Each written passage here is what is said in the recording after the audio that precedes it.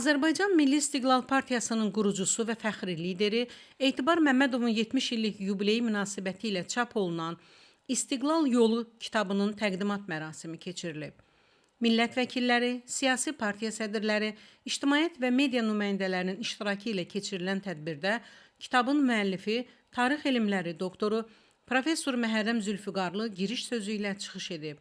O qeyd edib ki, 2 cilddən ibarət olan nəşrin birinci cildi Etibar Məmmədovun həyat yolunun, milli istiqlal mücadeləsinin ötən əsrin 90-cı ilinin əvvəlinə qədərki dövrünə, siyasi fəaliyyətinə, ikinci cildi isə ötən əsrin 1990-1995-ci illərdəki ictimai, siyasi və elmi fəaliyyətinə həsr olunub.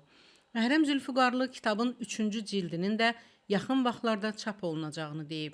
Bugün təqdimatını keçirdiyimiz 2 cildlik İstiqlal Yolu Etibar Məmmədov siyasi bioqrafiya kitabı, deməli, İstiqlal Hərəkatının lideri Etibar Məmmədovun 52 illik siyasi fəaliyyətinin bilavasitə özündə əks etdirir.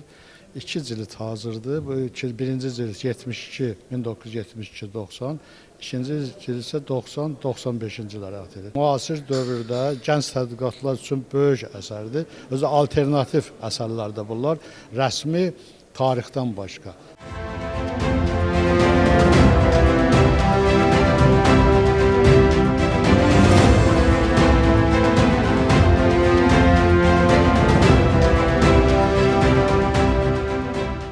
Sonra Etibar Məmmədov çıxış edib. O, kitabın müəllifinə təşəkkür edərək deyib, həmin dövrün tarixi, siyasi bioqrafiyasını yazan Məhərrəm Zülfüqarlı çox böyük iş görüb.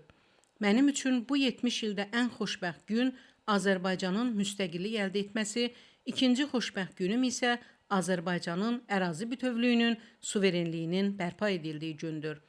Vətəndaş Həmrəyliyi Partiyasının sədri, xalq şairi Sabir Rüstəmxanlı isə çıxışında deyib ki, Etibar Məmmədov Azərbaycan Milli Azadlıq Hərəkatının öncüllərindən biridir.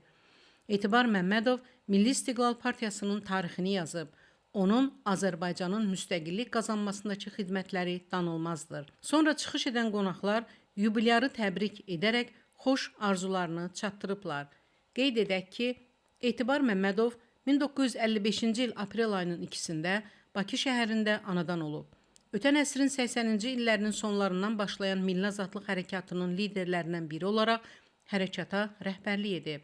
1990-cı il 20 yanvar qətliamını beynəlxalq aləmə çatdırmaq üçün imperiyanın paytaxtı Moskva şəhərinə gedərək burada Azərbaycanın daimi nümayəndəliyində mətbuat konfransı keçirib. Bundan dərhal sonra keçmiş SSR Dövlət Təhlükəsizlik Komitəsi tərəfindən həbs olunub və 9 ay Lefortovo həbsxanasında olub.